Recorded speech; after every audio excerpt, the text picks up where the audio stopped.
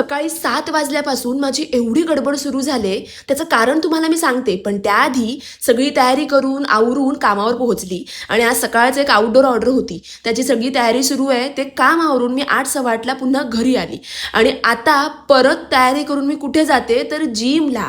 Yes guys, सध्या health, diet हे सगळं व्यवस्थित फॉलो करायचं ठरवलंय.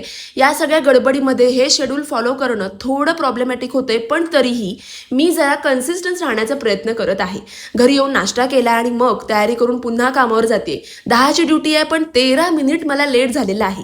दुपारच्या जेवणासाठी फ्रूट्ससुद्धा घरूनच घेऊन जाते. हॉलला पोहोचले, लोक यायला लागलेत आणि आजच्या जेवणाचा मेन्यूमध्ये काय, तर पापड, कोशिंबीर, भजी, पुरी, तवा पराठा, भेंडी मसाला, व्हेज मर्द मराठा, व्हेज पुलाव, वरण, भात आणि स्वीटमध्ये काय, तर छान अशी अंगूर मलई. येस, मस्त असा मेन्यू होता. छान जेवण झालंय आणि मग ही सगळी कामावरून मी फायनली घरी पोहोचले आणि आता मस्त अशी झोपणार आहे. आपण भेटूयात नेक्स्ट व्लॉगमध्ये. बाय.